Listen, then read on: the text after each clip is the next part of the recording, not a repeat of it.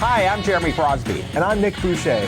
We're the hosts for the program that's all about your city, Talking Fitchburg. Every day, we pull together the news, events, and information you need to stay on top of what's happening in the city of Fitchburg.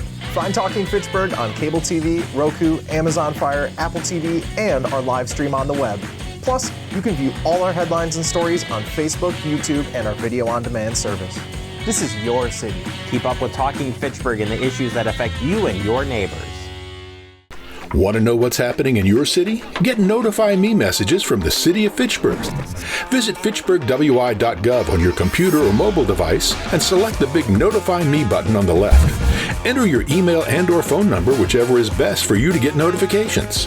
Scroll down the list and select all the topics you're interested in to receive email or text messages about. You'll be notified every time one of your topics is updated. Sign up for Notify Me, one more way to keep up with your Fitchburg government.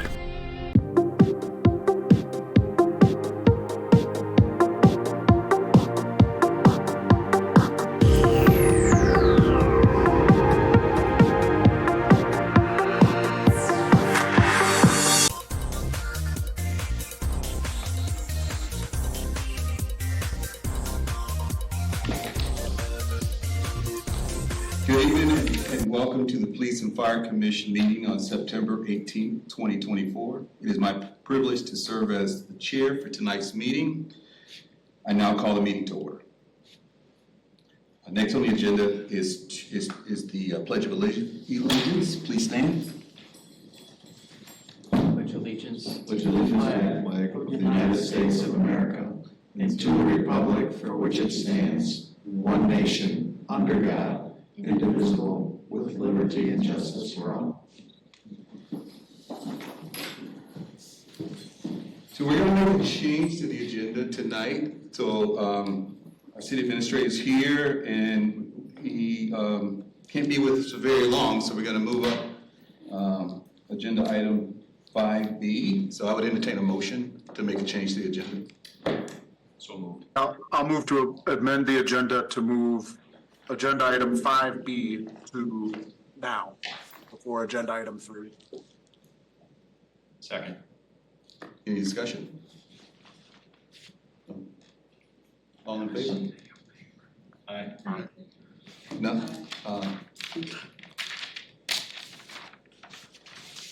All right, hearing no nays, why don't we go?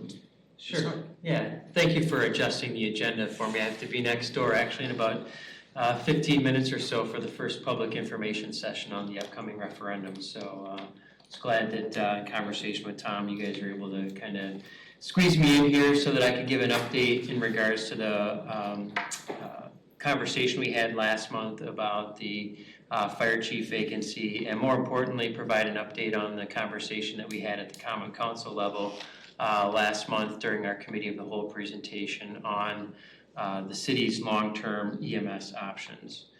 So I don't know if anybody's had a chance in this room to take a look at the Committee of the Whole presentation or meeting on FACTv, but ultimately we talked to the Common Council about the 3 options that we see as potential options for long-term EMS service for the city of Fitchburg.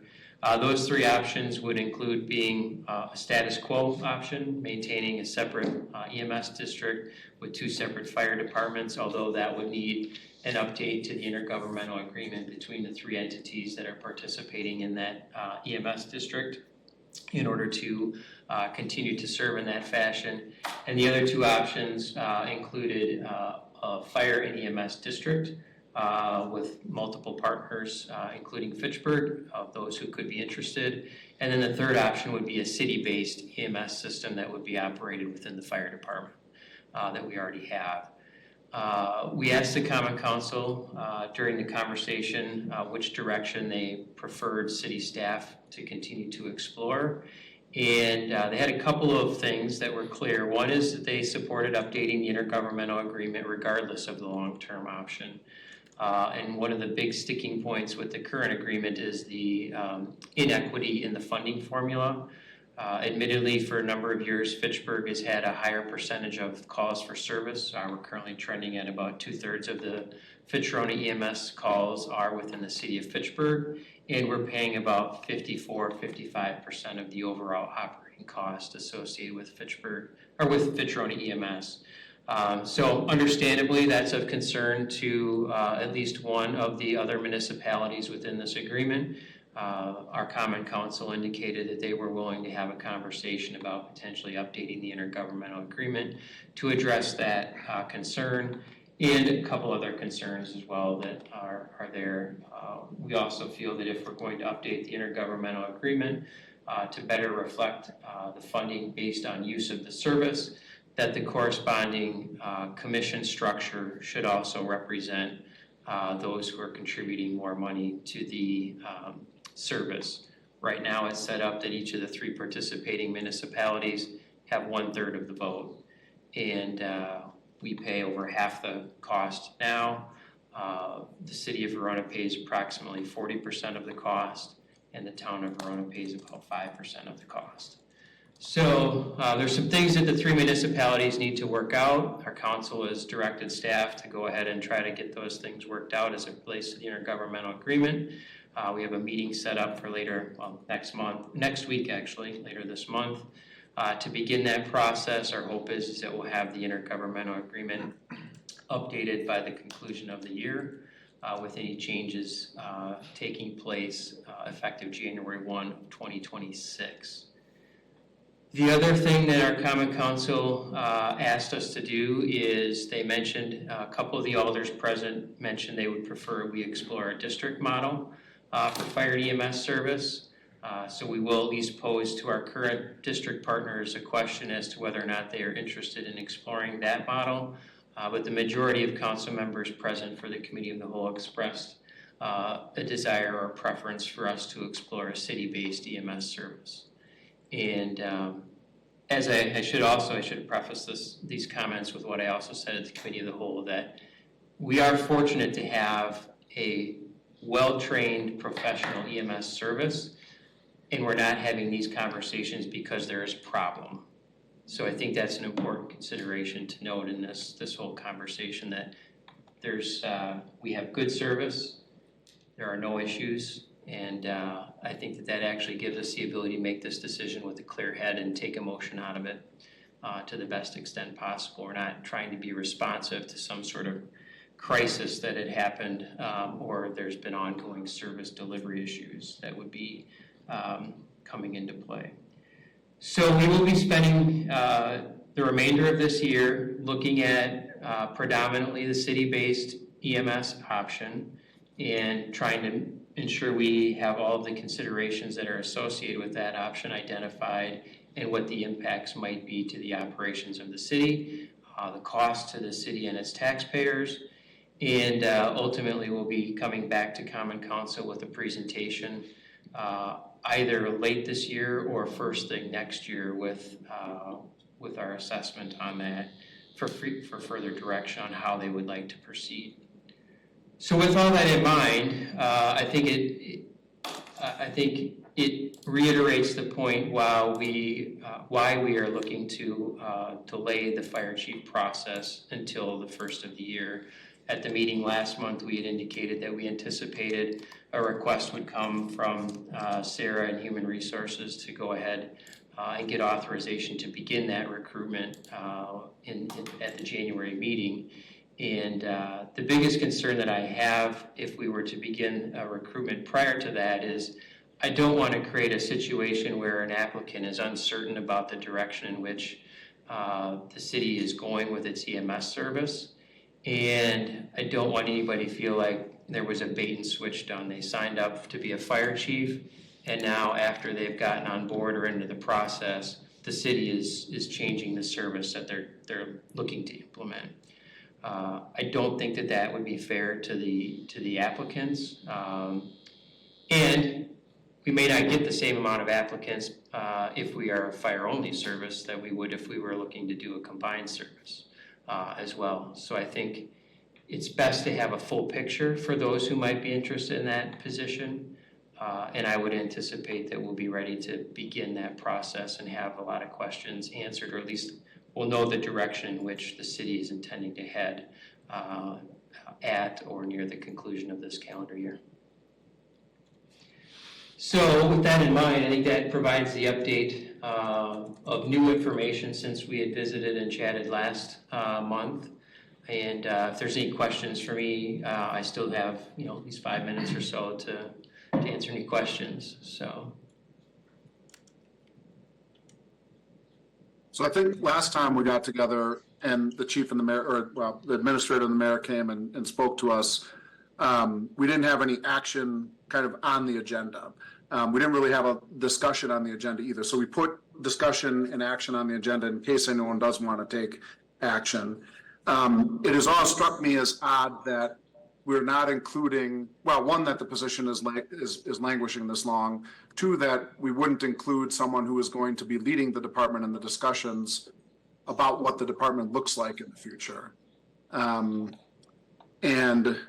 know we're like I said, we're doing fine with EMS, we're doing fine with fire as is. It's not like we need a chief in there, but those are all just kind of questions floating around in my mind.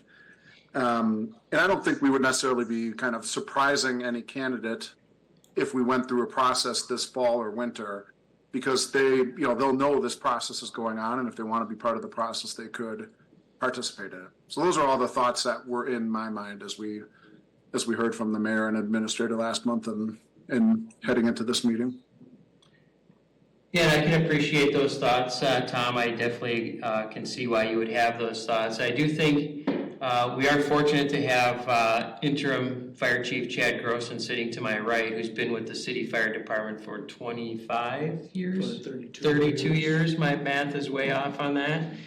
And he has been involved in the conversations that have been ongoing. He, as well as the Verona Fire Chief and the EMS Chief, have all been looped into the conversations, and we will be looking to lean on them as we continue this assessment. And ultimately, any direction that the city ultimately goes in, if, for instance, the city council determines that city-based EMS is the most appropriate approach for the long term, whoever is selected to be the next fire chief is going to be deeply involved in the implementation of that objective. That's clear that we will have a fire chief on board long before any switch would be made. I don't see a switch being made, if it even comes to fruition, any earlier than January 1 of 2027. And that might even be a little bit aggressive, to be honest with you, to be able to put the changes and processes in place that would need to be implemented to do a city-based EMS service, for instance. So I, for one, am comfortable where we are sitting from an operational standpoint in the fire department as it stands today, and the quality of experience and input that we are getting in the assessment process long-term as it relates to EMS service provision. And again, whoever ultimately is selected to move into the fire chief role when the process is concluded, they will have all kinds of involvement and all kinds of input into the implementation of this this process, whatever it may be. How solid is the January date as far as the council is concerned? Are you suggesting that we'd have a vote by then of which direction we should go?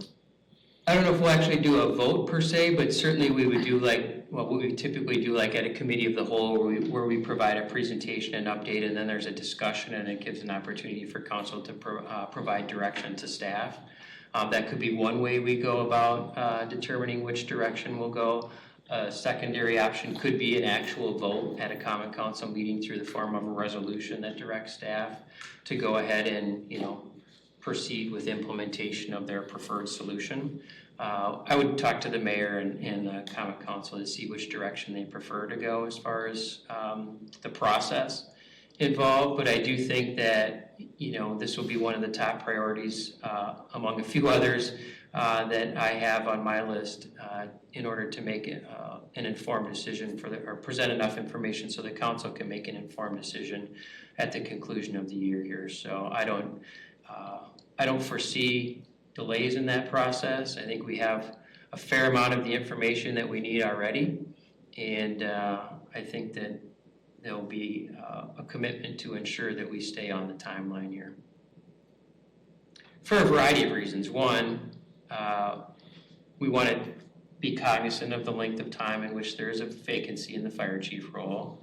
That just continues, again, while we're in a good spot there, we want to minimize the uncertainty as far as what the long-term play is at the fire chief role. And there's also the uncertainty that we have just in the three organizations, the two city fire departments and the EMS department, as far as, well, while Fitchburg's assessing this, they're kind of, sitting out there wondering how it's going to shake out. So we don't want to drag this out any longer than is necessary to make an informed decision. And we'll look to continue to keep this thing moving along to, again, minimize those periods of uncertainty, because we know how challenging that can be for our team members on those respective departments, the leadership in those departments, and the community as a whole. I'll echo what Tom said. I think it is a little irresponsible that we're not making this more of a priority. I agree too that it's not a bait and switch. I mean, this process of EMS is out there, so any applicant's that has Google can figure out the fact that we're in the process of doing this. If I'm the new person, I would want to be involved in that process, period. Not after the fact, not during the midway through. So I think it's a value, would be a value if that person knows the role and can participate in the conversation as early as possible. And for a city this size to not have a fire chief, it to me sounds a little silly. Not taking anything away from the duty that we've been able to luckily have in the deputy chief willing to step up into that interim role, but I don't think that's a good sustainable model long term. And now I think we're in the long term phase. How many months has it been since we've had a fire chief? About 6. 6 months, and we're not predicting not to start a process for another 4 months, so it's lingering, in my opinion. But and not to mention the staffing is already light, right? Or are we one chief short? Is that the chief? Yes. So you're an interim, but we're still operating at 20% less leadership than we should have for 8 or 10 months. So yes, we get some of the duties covered, but we're still light. And an operation that's already woefully understaffed, it's hard to justify that in my mind. But appreciate your comments and being here today. And I get where you're at, and obviously we've been in regular communications with Chief Grossen here about the timing of things to ensure that he's comfortable with it. I don't want to speak for you at all. This is, you're able to certainly do that. But we are trying to be very cognizant of that. We know that Chad has actually served for extended period of time in the past in this interim role, and I think this is your second time as an interim. And we've offered at any point in time, if it would be helpful for us to come in and have a conversation with the fire department team members to give them an update if they or answer any questions. I'm more than willing to do that. And we certainly have been committed to adding and growing the fire department staff. I think that has been something that has been noticed in the short term that I've been in this role. Every budget that I've been a part of, there's been an addition to the fire department from a career staff perspective. It's been long overdue. I think there's definitely been some attention being paid from a financial budget capacity to the fire department. There's way more work to do. I think we all know that. That's part of the reason why there's a referendum, is to try to make some significant strides in one fell swoop, so to speak, to really kind of flip the script on how we staff our engines. And we know we still need to do some work yet on the command level roles within the department as well. So I'm committed as staff member to get those things done. I think it's been demonstrated in the last 3 budgets that we've done. I think it's demonstrated in the referendum. There's definitely staff commitment there to resolve that, and we'll continue to recommend resolutions there and improvements. Any other comments? Tom, So, you mentioned unless anyone else's thoughts, Sarah, I think our bylaws for the Police and Fire Commission talk, and they address when we start a process for hiring a police or a fire chief. And I think the word they use is promptly, which, we're now kind of pushing up against, and maybe arguably have already passed the period where we promptly hire. So that's another factor that is on my mind. And I'd say, there's a duty for the commission to start the process. And I wonder if, Sarah, and this is more a question for you, are there things we can do to start the process now? Get the questions lined up that we're going to ask the fire chief applicants. Start thinking about what the panel looks like. Go through the process that we went through for the police chief 3 or 4 years ago. Yep, absolutely. And start getting things rolling so we can start it getting going. Yeah, as soon as next month, we can bring to you the job description. We can talk about the process, how the hiring process will work. I mean, a chief level is much more involved. There's a lot more people around the table part of that decision. And there's an interview with the PFC. So yeah, we can talk about steps. We can talk about interview questions. We can really get into some of those things. So yeah, we can definitely start that next month, as soon as next month. So then we'll be ready to go, and come January, we could just post the position and we'll have everything all ready. Sarah, do you think for next month's meeting minimal, you could have a proposed timeline that could be considered so that the commission could at least see if a process was authorized at the January meeting, what a timeline might look like? Yeah, absolutely, yeah. Thank you.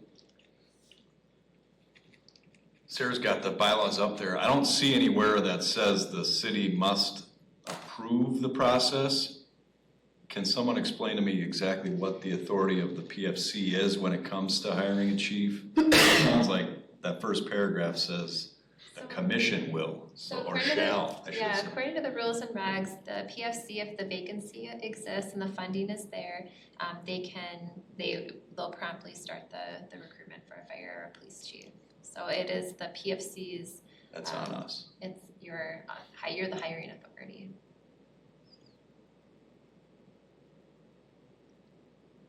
So then by taking your recommendation, that's the action.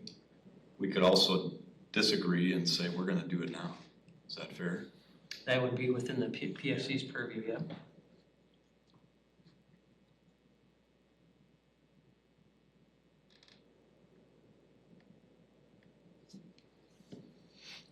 I'm good, thanks. Any other discussion, comments? Is there any action to be taken?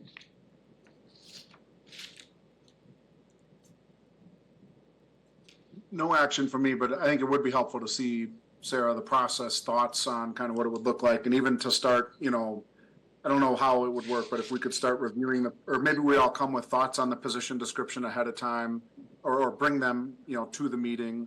Questions, there was questions about process last time as well, and I think I'd like to see us work through all those, get it all ready so we can pull the trigger to start the process as soon as we can. Yeah, absolutely. We can have that on the agenda for next month. And I can look to keep the commission informed on the EMS conversation as well.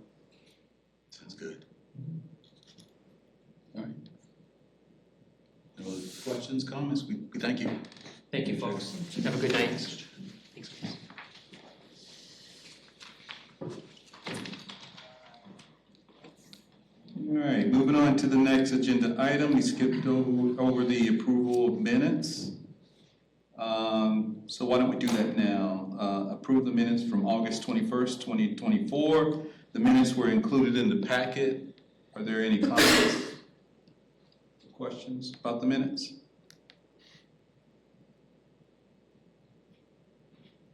All right, hearing none, is there a motion to accept the minutes? I will move that we accept the minutes from the August meeting. A second. Any discussion? All those in favor of approving the minutes from August 21st, 2024, say aye. Aye. Any nays? Not hearing none, the motion carries. Next on the agenda is public appearances for non-agenda items. We have no one here, no one online. All right. Moving on, the next agenda item, the report from the fire department. Staffing report? All right, thank you and good evening. First off, I'd like to thank Division Chief Mark Malekish for being here last month and providing a report to the commission since I was on family vacation. So you will see a couple changes we have since the last meeting, which was a big meeting for us as far as recommendations for some promotions and some hirings, and then also some recruitments. We have increased our career staff count from 19 to 20 with the addition of our battalion chief. So it's still in a negative number, as we talked about in the last discussion with the absence of the fire chief. On September 2nd, we did bring on our vacant and promotion for lieutenant. That was Jason Ladwig that was promoted. And then just on Monday, the 16th, starting with us full-time was one of our current POX staff, Jake Lynch, that started with us. So it's really good to know that the current staff that we have work towards that full-time status, and we're happy that we're able to bring those individuals on because they're already committed to this department and this city for service. So we like seeing that. Pretty much the same as far as when it comes to our staffing on the POX side. We just have to change the 20 firefighters down to 19 with that change with firefighter Lynch because these numbers are as of the end of August. So any questions with that so far? Okay. So last time we also did you did approve the recruitment for second year intern. That's currently in process right now, and we're looking to get more postings out, mainly up at Madison College and around in the public safety building as far as the posting with the current students that are already going through the fire science program up at Madison College. And then as you can see, down a little in numbers on firefighter overtime when it comes to voluntary, but we did have an increase in our year-to-date mandates last month. And then below is just information on the mandates that we had to do from June up until now. With that, we also did share our activities. The picture there is the Latino Youth Academy that we had over at Firehouse 3 a month ago, and we do that in combination with Fitchburg PD, Madison PD, UW-PD, and Fitrona EMS. So this was the end of the day and a picture that we took with the kids. So, and then we have our run information there. So if you have any questions on that, feel free to take any questions. And then also I just want to just make a comment on what we just talked about with fire chief recruitment. Being in position, I thank Mr. Baxter for his comments. We do recognize in the fire department that the police and fire commission has a duty and a job to do, as well as the operations of the city when as far as Administrator Brecklin talking and then the council. So just want to let you know that whichever way it goes, we understand you all have a job to do just like us. So I want to thank everybody that's currently with the department right now that is providing the best service possible to the citizens and taxpayers of this city. So I want to just recognize them during this time. So thank you. We appreciate that. I actually have one question for you in light of your comments. From what I saw of the meeting last week, the committee of the whole, there was at least one member that suggested that she wants to see input from leadership, right? So with that being said, I put you on the spot and say, well, what is your maybe not so much a position, but what way are you leaning towards at the moment? So I want to reiterate what Mr. Breckland said. You know, Fitchburg is an excellent service, and this is not in any way, I think, you know, that there's been any discussion on their ability and their professionalism. They're a top-notch organization. I know that this discussion has been happening between the cities and in the town of Verona, I think more of the cities. So it's more on an operational side when it comes to city administrations. Do we have the staff that could start up with that? Absolutely. A lot of us are cross-trained EMTs, firefighters naturally, some are paramedics, but it all comes down to the funding, because if we do take this over, we're gonna need that additional staff to maintain what we already have that Fitchburg already provides. So that funding discussion has to be had. And then bringing on additional personnel to staff it appropriately. In the 32 years I've been here, every sitting chief has brought this to the council's attention.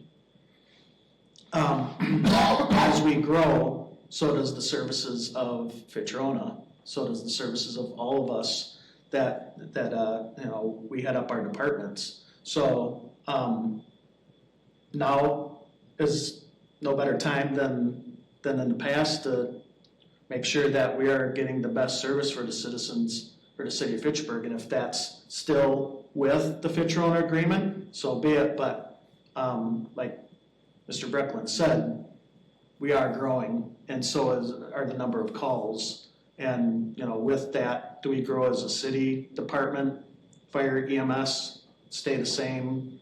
That's the big questions for the council to, you know, to talk about. Are we prepared? Like I said, funding would have to happen in order to increase the number of people that we'd have to staff ambulances, and that's what they're working on right now and trying to work out. But it's going to take a couple years. It's just not going to happen overnight. So Chief, two questions. One, I saw on page 9 of the packet, it's the monthly report. Mm-hmm. The emergency medical services assist number is 130 on 254 calls per month. So would you say roughly half of the work that the fire staff are doing is related to EMS already? Yes. Okay. Yeah. And then for purposes of filling the vacancy or not filling the vacancy, and when we do it, how are you managing your time with doing 2 jobs at once? Because, you know, the prior police or fire chief, you know, spent a lot of time and overtime doing the work that he needed to do. And I'm just curious what you see of that workload now. Oh, well, if we take on EMS, then that's going to increase that position's duties.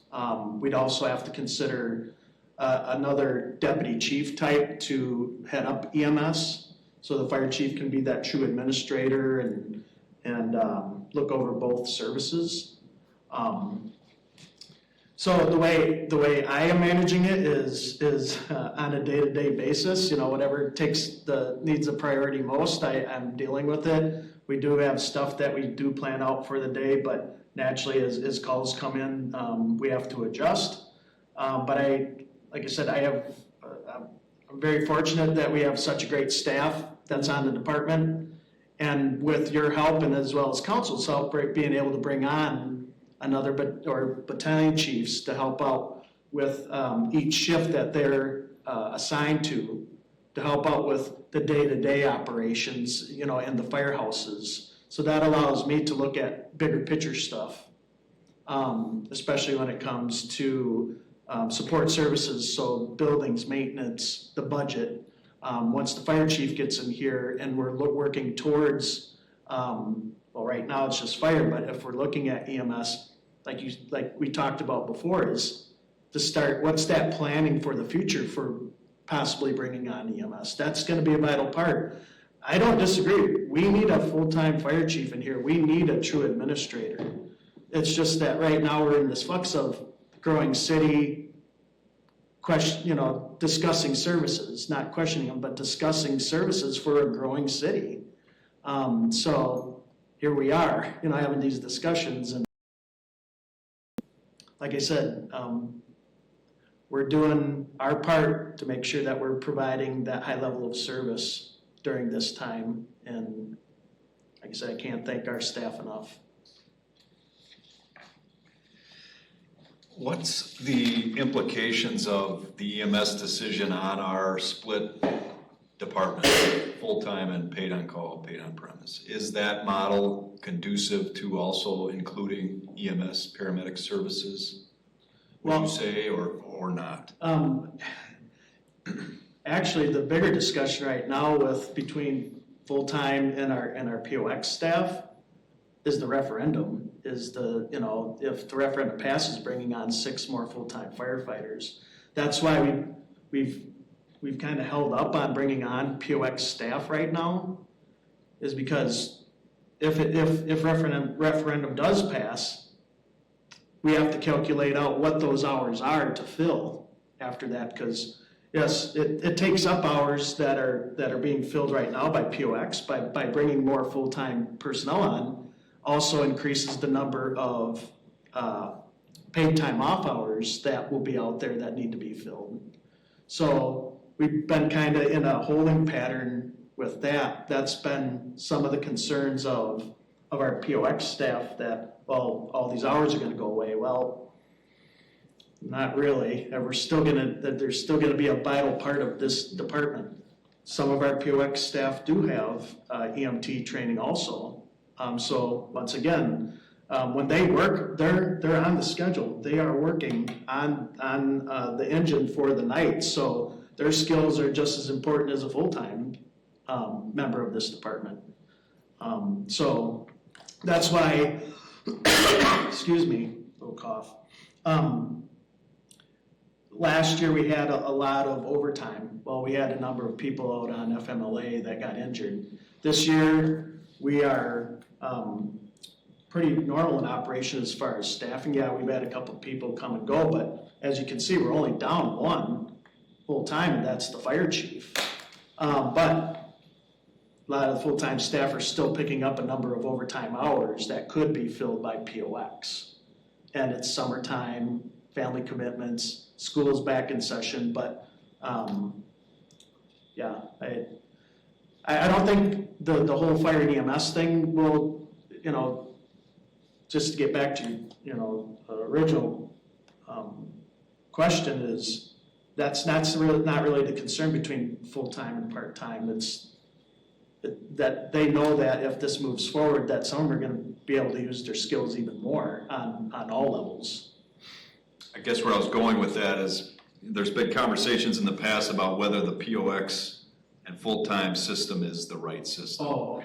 And now if we're adding EMS service to the department, does that split system lend itself more to having a full-time EMS service within the department? Or is it more likely to see a department that's all full-time that has EMS? Does that make sense? Yeah, no, that'd have to be discussions with your elected officials. Right. Bigger conversation for sure.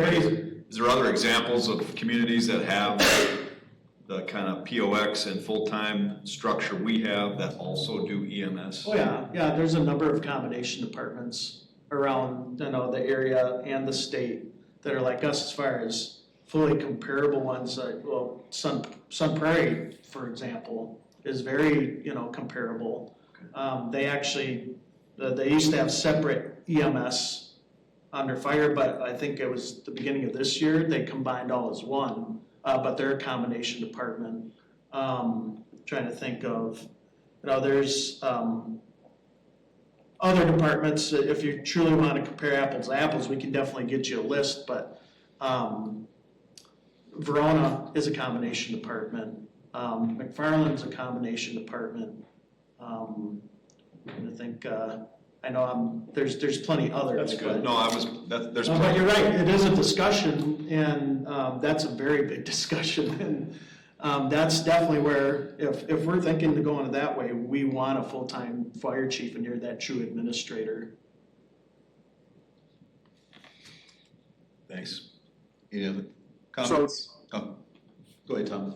So, Chief, at the bottom of page 7 of the packet, you were mentioning overtime for firefighters, and we see the trends there.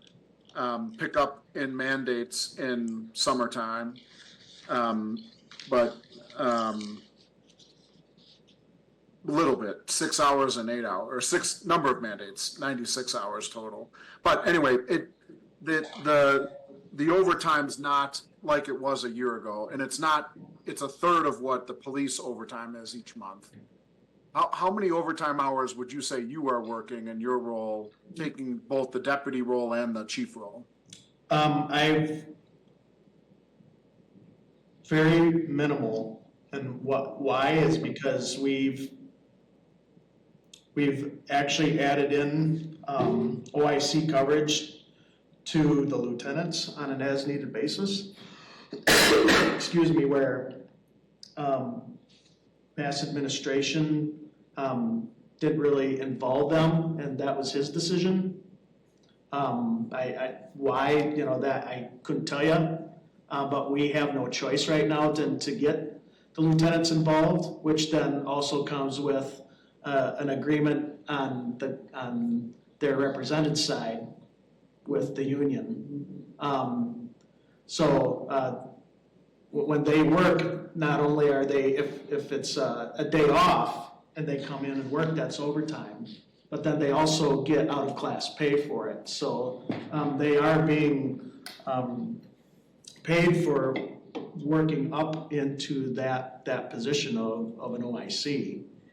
But me personally, if I work any extra hours, I can only flex that time. And if needed, I have filled extra shifts, like say an overnight stay or a 24-hour stay. If that's the case, then what happens is it takes me out of the office Monday through Friday when I really need to be there, because I have to flex my time. And what I try to do is make sure with the rest of the staff is that home work life balance is to make sure that yes, we're asking the lieutenants to do more by helping out with OIC coverage, but the help with bringing on battalion chiefs help kind of balance that out too. We're still one short. Every third day we're looking for somebody to fill that OIC position because right now we just we didn't have the funding for the 3rd battalion chief, so that's a future request. But it's just working with current staff to make sure that we're trying to keep everybody, not overwork them and make sure that we're not burning them out or, because once we start seeing burnout, then morale starts dropping. And that can be, a silent killer for an organization. And that's what we're really trying to make sure is that we're not allowing that to happen. So a lot of people have stepped up even over the summertime here. Chief Pulvermacher, I give him credit. He covered a lot of hours, but I think a lot of it, he felt that was on him as the leader of the department. And I do take that too, but I also have a family, and so did he. It's just that, we've made some changes to assist in that I'm not putting in an additional 40 hours a week like Chief Pulvermacher was. Do I put on in extra hours? Absolutely, but not near the amount he was doing. So that officer in charge OIC issue is something I wasn't aware of. So do you have your other chiefs take on that OIC role or not? Yes, absolutely. All of us do. So myself, Division Chief Malekish, and then there's our 2 full-time battalion chiefs, Rob Kunze and David Zulke, and then our 2 paid-on-call division chiefs, Steve Wunsch and Jeff Berman. So out of all of us, we have to manage those OIC hours every month. We populate our schedule out a month in advance to make sure that those OIC hours are covered. There's times where it does get down to, in a couple of days, we still have an opening and one of us has to fill it, but I'm really trying to keep it so that Mark and I are the last resort when it comes to overnight stays. Just because, like I said, it takes us away from when we truly need to be in the office, those business hours, Monday through Friday. So yes, everybody is helping out when it comes to the chiefs. And then, like I said, right now it's only 2 lieutenants that we can actually use as far as needed coverage. Thank you. And then with the promotion of Lieutenant Ladwig, it's just that he's in a promotional period right now, and then would have to complete a task book before he'd even be able to be an acting officer. So that's going to take some time. Are those, so there's a shift differential or an hourly differential for the lieutenants who take officer in charge hours? Yep. Are those, and you said, I think are they paid at time and a half, or are they double pay? So it's time and a half for overtime, but then it's a 7.5% increase to their pay. Is it per hour, Sarah?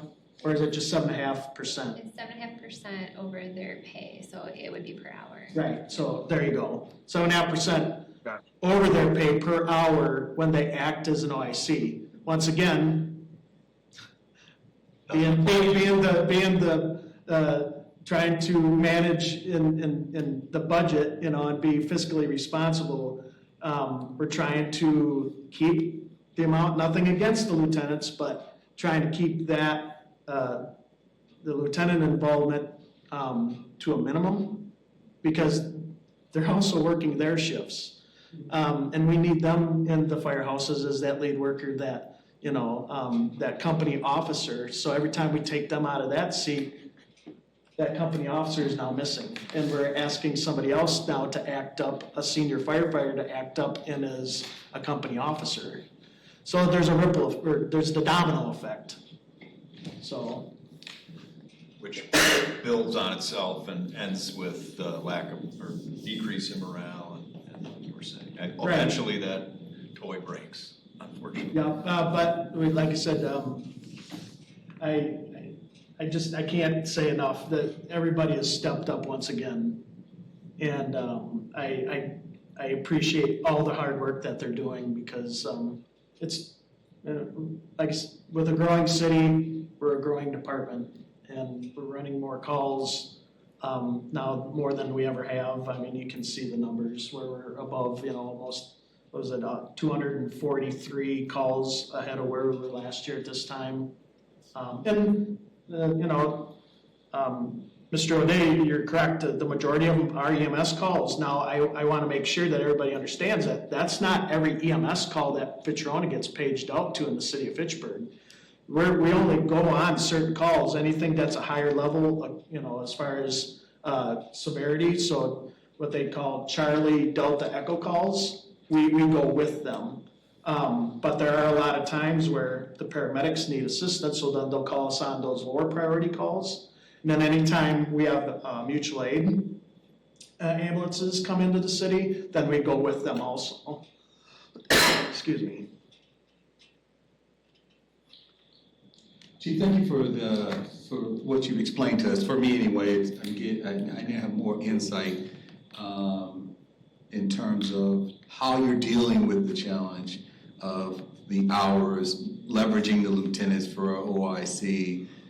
But I would say this even more stresses that right now we're potentially looking at an 8 to 9 month process to get a chief. We need another chief, right? And you've made that point too.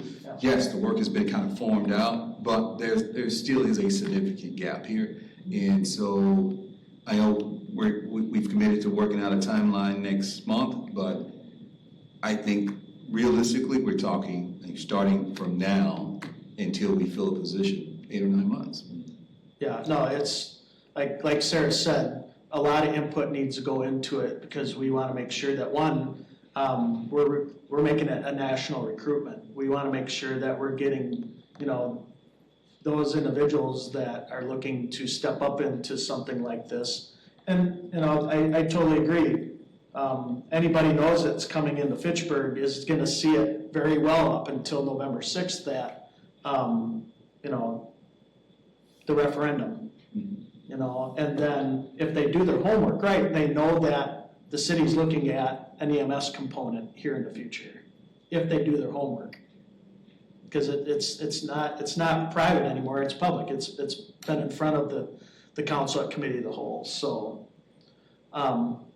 yeah, definitely, we're, like I said, providing the services, like I said, you guys have a job to do, we know that administration in the city and the council has a job to do, so we're making sure that we're providing that service during this time at a high level.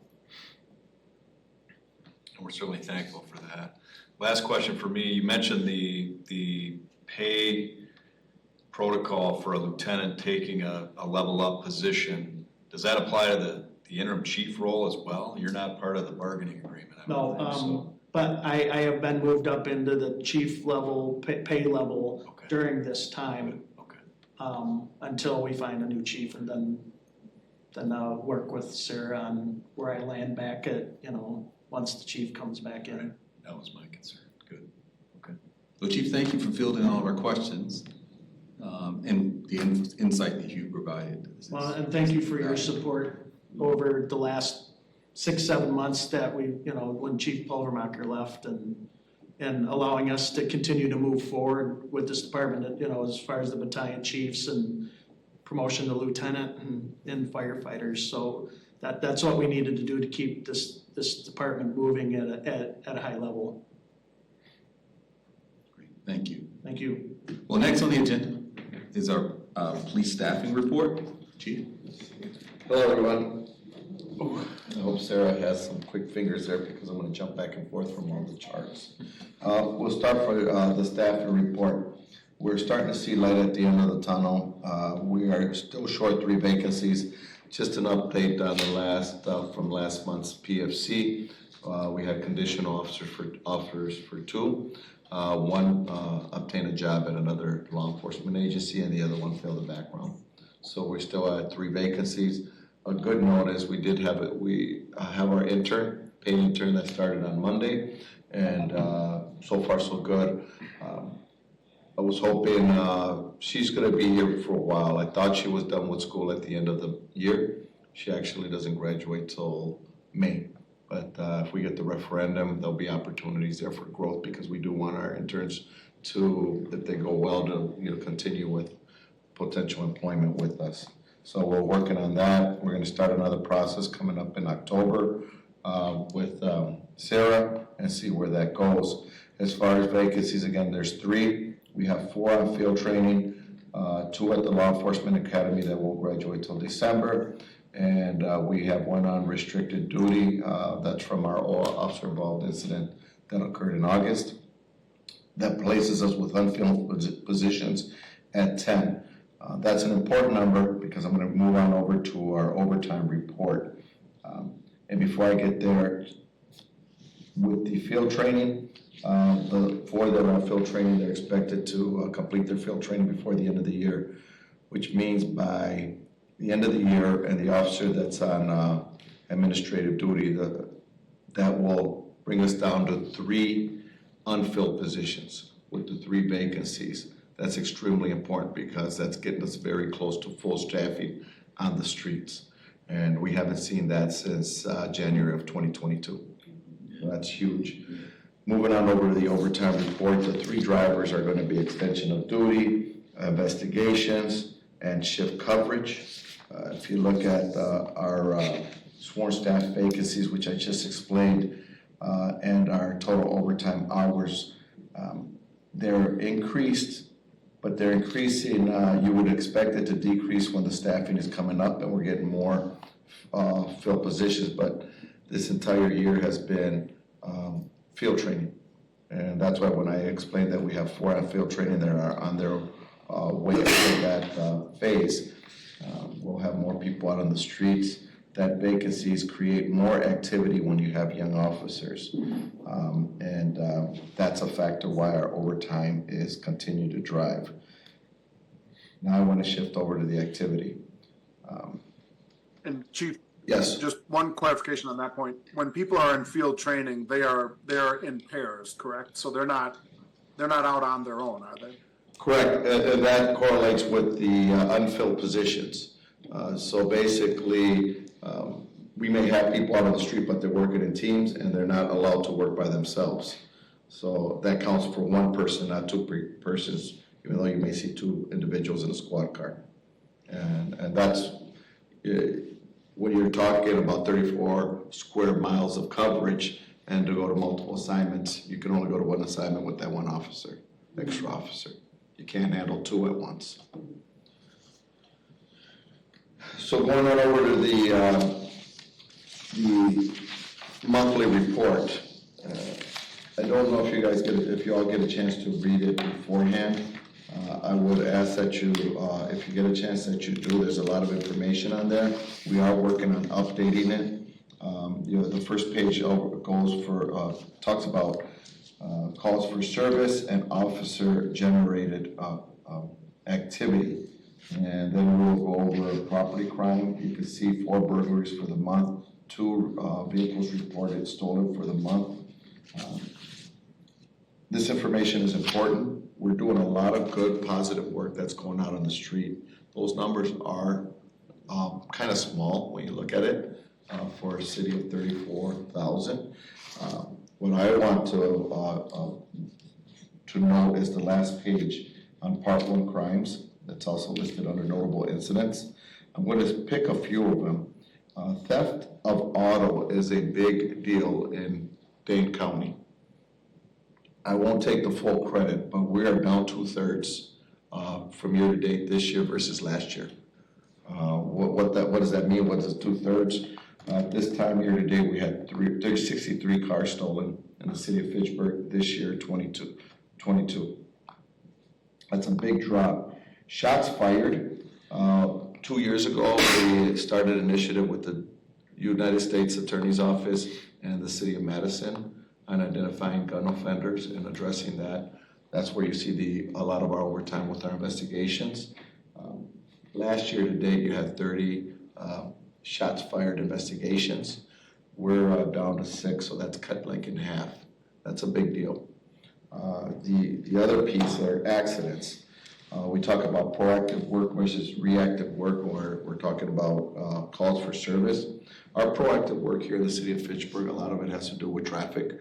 That's a big amount of calls for service. And when we're out there addressing traffic ordinances, speeding, reckless driving, and on the third shift, operating while intoxicated, our accidents have gone down.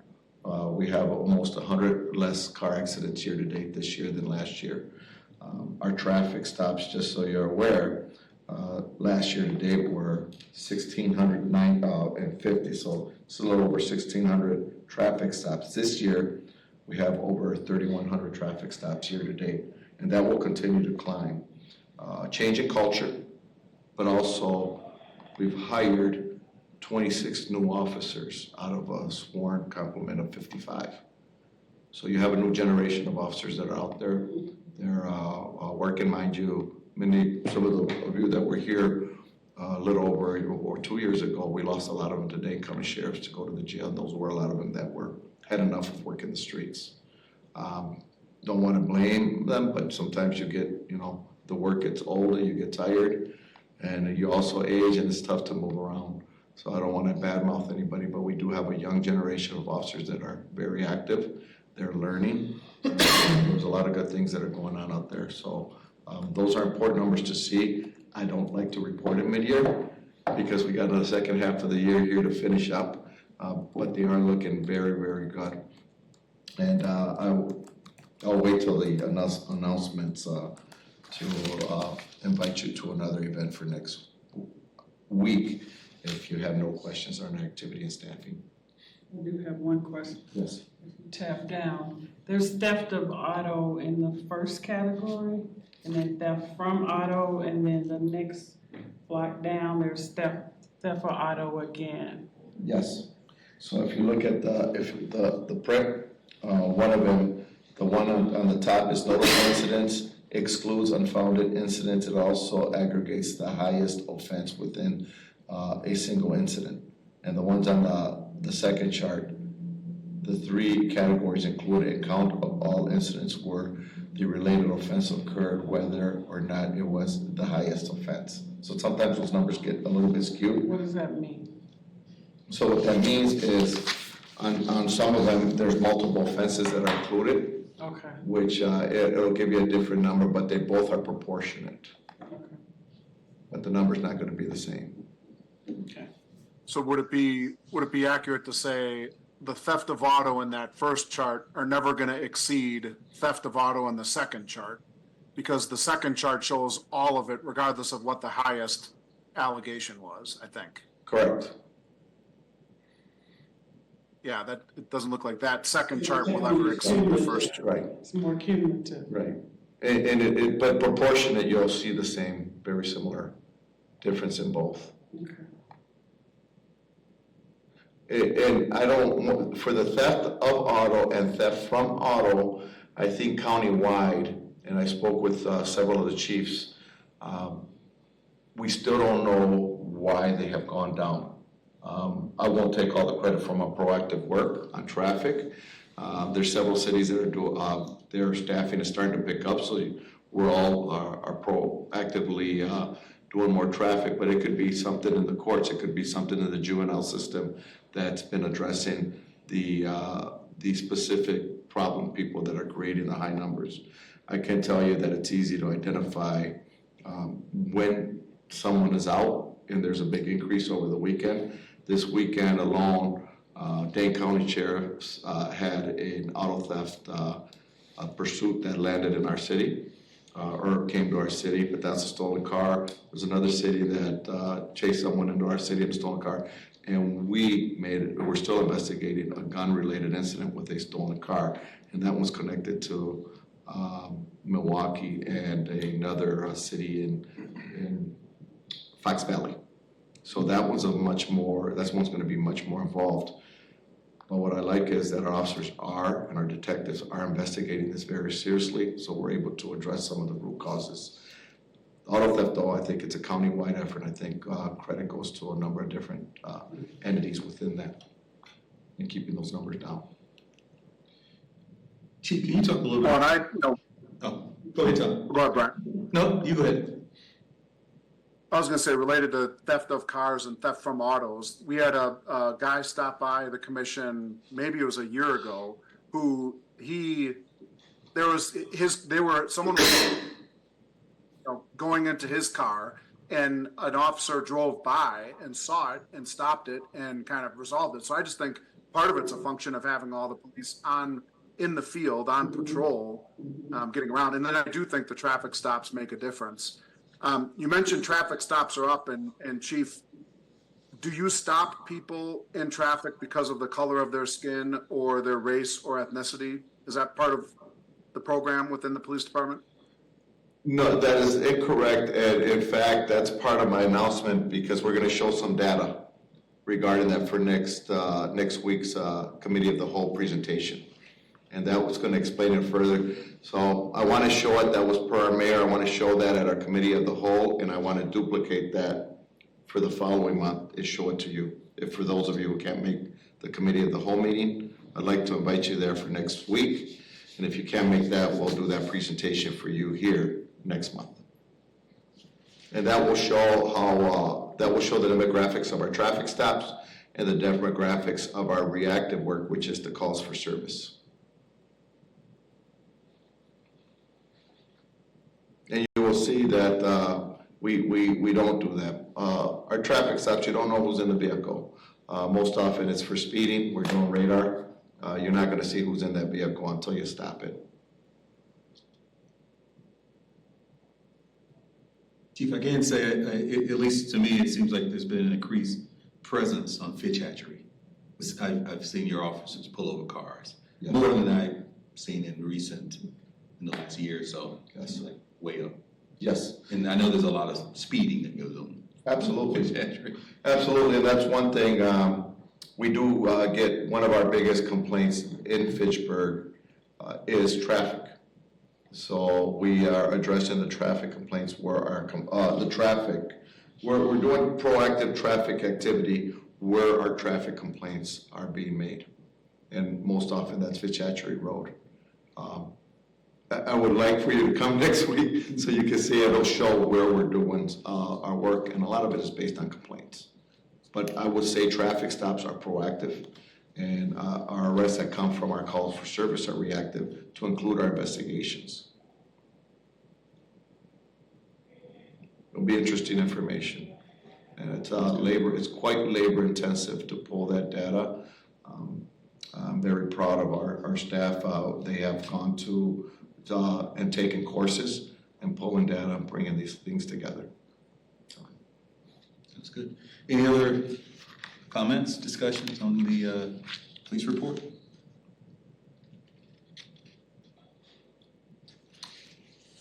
All right, hearing none. Next on the agenda is announcements. Okay, if I can make an announcement. The Fitchburg Police Department will be presenting some data to the Committee of the Whole on September 25th. That's next Wednesday. I think Committee of the Whole starts at 7 or 7:30. I will confirm right now. And one of the things we're going to do is we're going to show the number of officers. We're going to try to get all 26 of our new sworn. Those 26 we're talking about December of 2021 to the present. We have replaced 26 officers. We still have 3 vacancies, so that's more than 50% of our department in about 2.5 years. It's a lot of work in replacing them. And again, it's not just our staff, but that's overwhelming to Sarah. And 5 civilian positions. So you're talking about 31 positions within the police department filled in the last 2.5 years. So thank you to Sarah on that part. We're gonna try to bring most of them. Our mayor really wants to see, when you see these numbers, you see them on paper, but what does that actually look like? I'm gonna try to get most of them there for the council to see. I would also like to, for you to all to see who all you've hired in the last 2.5 years. It's a big number. I like the energy that's going on within our department. A lot of young officers, a lot of training. We're doing a lot, but I like where we're going. It's 7 o'clock on Wednesday, the 25th. Any other announcements? I actually have one.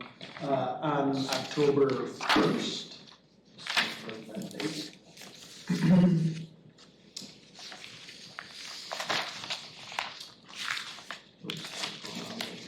Yep, October 1st at 6:30 at Firehouse 1, we'll be having our annual award ceremony at the fire station, so you're all invited. I will make sure I send you out an email so you have more specifics, but yep, starting at 6:30, and then we recognize everybody with their length of service awards, life-saving awards, all that. It runs into budget hearings, but that's what happens every year. We do it normally be our department drill, but that's when we recognize them, is on that first Tuesday of October. Firehouse 1, you said? Yep, Firehouse 1 here on Lacey Road.